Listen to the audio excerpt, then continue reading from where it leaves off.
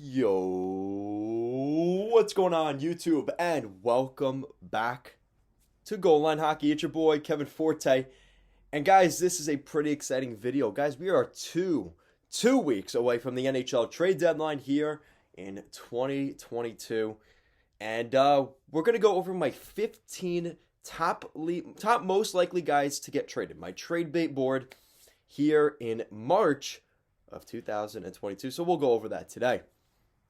So I'll start off at the bottom. At number 15, we're heading over to Columbus. We're looking at Max Domi, the forward of the Blue Jackets. Domi's had a really rough go of things. Really, anywhere he's gone recently, he struggled in Montreal, part of the Josh Anderson trade, which seems to be blowing up right now in the face of the Blue Jackets. They thought, oh, finally, we get rid of the Anderson contract. He's actually been pretty good in Montreal and one of the very few untouchables up there right now. So Max Domi, not doing well there. Struggled in Arizona. Struggled really ever since he was drafted. It's been a rough go for Domi. I could see him going to a couple of different places here before the deadline. The New York Rangers seem like a team that could be in the mix for him. The Pittsburgh Penguins, teams on the East Coast for that matter. Teams maybe on the West Coast. I could see the Ducks being a team that, again, the Ducks are looking at, if you're going to lose a guy like Rickard Rakell, what if you bring in a guy like Max Domi? Yes, he's not Max Domi. I understand that. Max Domi is not Rickard Rakell, but if you're looking to get somebody to maybe help you through a playoff push for the rest of the way, Domi could kind of help you with that. He's actually done quite well here in 2022. He's played a lot better than he did really the past 2 years. So he seems to be getting a little bit of a resurgence here before the deadline. Teams are definitely interested, so definitely keep an eye on Domi. All right, so moving on to 14, we got Phil Kessel. So Kessel, kind of like Domi, has been on the open market throughout the entire regular season here. But Phil Kessel sounds like he could get traded. 50% of his salary retained and potentially for a third-round pick is the price tag that it takes to acquire Kessel right now. So I think there'll be plenty of teams, similar teams to what, Max Domi, the Rangers. Could we see a return to Boston? I've heard that rumor thrown out there. Does Washington maybe seem like a fit? You're just kind of looking at different teams that could be in the mix. Do the Oilers make sense? Do the Flames make sense? There's a couple different spots there that I could see Kessel going. Teams that are looking to add some winger depth. Number 13, very similar here. Jake DeBrusk of the Bruins, talking about having a great start here to 2022. He's actually had a couple of really good games here over the past 2 weeks in particular. He is definitely motivated, trying to get a big ticket, maybe somewhere to a potential playoff contender. So Jake DeBrusk of the Bruins, similar teams here. Rangers, I've even heard the Leafs were maybe in the talks for a little while. I've heard that the Canucks were maybe linked to a guy like Jake DeBrusk. That may be more of a summertime thing, as he's on the final year of his contract. But Jake DeBrusk, I think, could definitely gain some interest as a middle six guy that can score goals. So keep an eye out there for DeBrusk. Now, number 12, this is one that I don't see him getting traded, but there's still talk out there. It's Marc-Andre Fleury of the Blackhawks. Now, it sounds like more likely than not, he actually won't get traded at the deadline. But the reason I have him here is if he is available, he will be a big ticket. Like, a lot of teams will look at a goalie like that and say, that's probably the best goalie on the market this year. So, unless you want Varlamov or Korpisalo, you're looking at Fleury as the best option. So I think that Fleury, if he decides to get traded, the Blackhawks could get a first-round pick for him. I truly believe that they could get that for Fleury. It's just a matter of, does Fleury want to move? At number 11, Pavel Zacha of the Devils. Pavel Zacha has that steam has gone down just a little bit here, but I could see the Devils making that move. He's a restricted free agent this summer. And Pavel Zacha may be kind of in a spot here where he's like, you know what? It's things haven't worked out in Jersey. He built a career in Jersey as becoming a top six, player. But I could see it as the Devils maybe saying to themselves, I don't see a future with Pavel Zacha. So maybe that's something that they decide to go down. Again, Pavel Zacha could be had for a good package. I could see them getting a first and a second round pick for Zacha. Some people may think that's crazy, but I think Zacha's worth that. I think he's a really good player, and if the Devils decide to trade him, they are going to be looking for a decent amount for him. Number 10, moving into the top 10 here, we have, going back to Chicago, Brandon Hagel. So Brandon Hagel is a guy, I'm trying to think of who he is similar to. He kind of reminds me of like a Scott Hartnell, a guy that can, but he has more scoring touch than Hartnell. He can get gritty. He's a sandpaper guy, not fun to play against, and a playoff team that's looking to add some more grit and size on their forward core. Brandon Hagel could fit that bill. The Maple Leafs have been tied to him. I've also even heard some rumors, maybe Dallas. I don't know if they really want to go down that route, but that's something that's been thrown out there. The LA Kings. So there's a couple of different contenders here. Even the New York Rangers looking to add more grit if they don't have enough already. So Brandon Hagel could definitely find a home before the deadline. I do believe he will be traded. Number 9, Alex Texier. So we're heading back to Columbus. Alex Texier is on the board. Now, this is a recent guy that was added to our trade bait board as soon as this past week.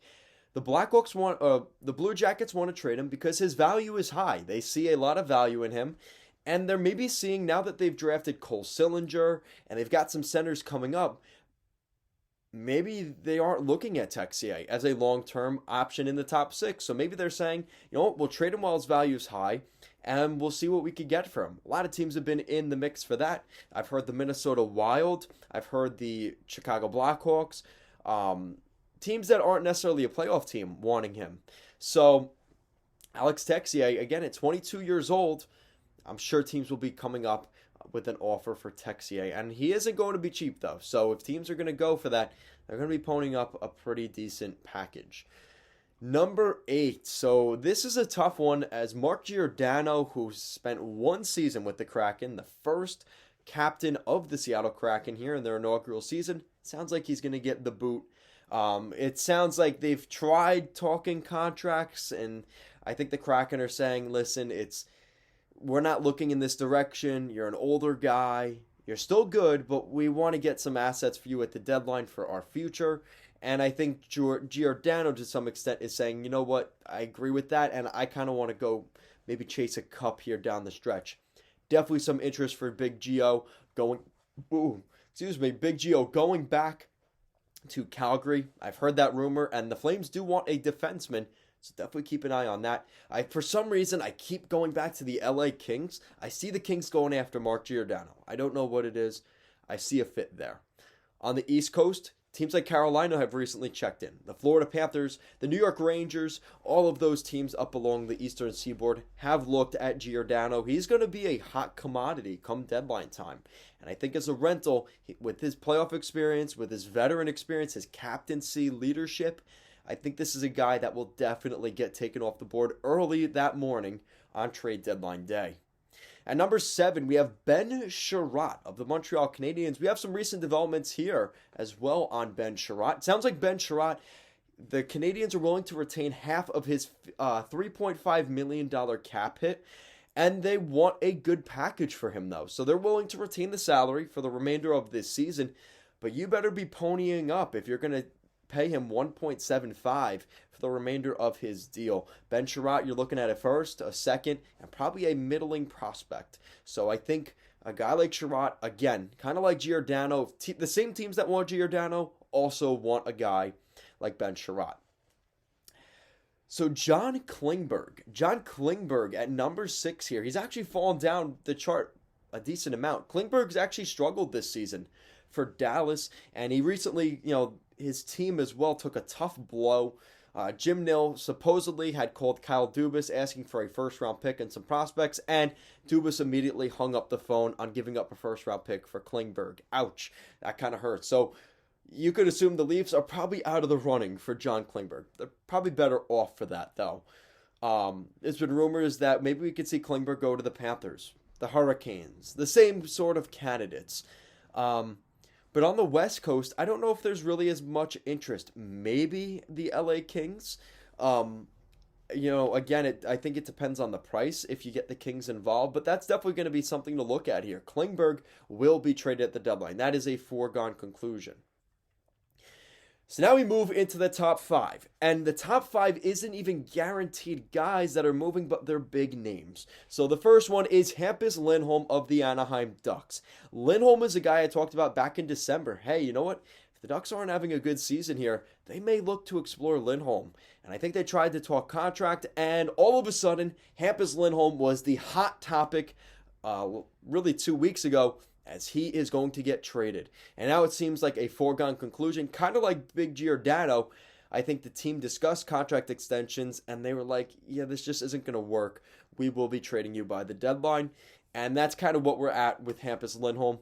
Again, same sort of teams as John Klingberg, a puck-moving, skating defenseman. Maybe not as much sandpaper to his game, but Lindholm is a good defenseman. He struggled a little bit this season for the Ducks, so you may be able to get a maybe better price for him than, say, maybe last year if he was available. So Hampus Lindholm, keep an eye out for him. So Claude Giroux is at number 4 here, and Giroux is definitely one of the bigger names here. Giroux is, out of the next 3 guys, he is the one I know will be traded by the deadline. So Claude Giroux will be traded. The Flyers have already tried, I think they've tried to talk extension, but I think they just realized that he's not a part of the team moving forward. Like, they're going to try and move cap space. Chuck Fletcher loves to make big free agency signings, so he's going to have the cap space to do that.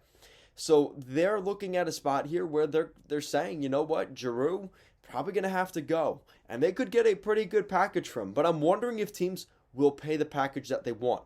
Now, you also have to remember, Claude Giroux has full autonomy on where he gets traded. So whatever trade, he would have to sign off on it. And the teams he's been most interested in is absolutely the Colorado Avalanche. There's been a lot of ties to Giroux with the Avs. I think that is the number 1 team on his list right now. But don't be surprised if teams like the Florida Panthers and the Carolina Hurricanes maybe get into that mix as well. I've heard the New York Rangers from fans. I don't think that's going to happen. I don't see the Rangers and Flyers. God knows the Flyers captain going to the Rangers. I just don't see it. It's not impossible. There's no rule that says it can't happen. I just don't see it happening. So that is Giroux. Number 3.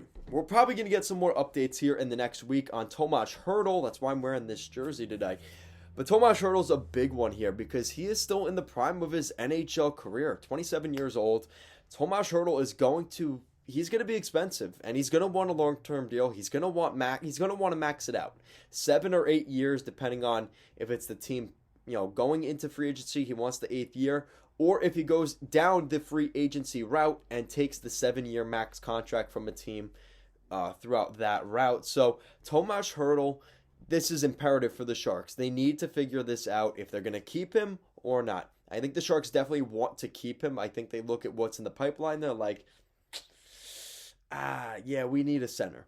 And Logan Couture and Tomas Hertl, that's a pretty good center core. The problem is their investments into their defense are starting to bite them in the ass right now. Unfortunately, they're in a spot where they're paying big money to some defensemen that are underperforming. So unless the Sharks can move some contracts, unless they move a guy like Timo Meier, unfortunately, who is a movable contract, to keep a guy like Hertl, they may have to do that. So that's definitely something we'll have to look at here down the stretch for the Sharks. They kind of have their hands tied. They're going to have to make some sort of move.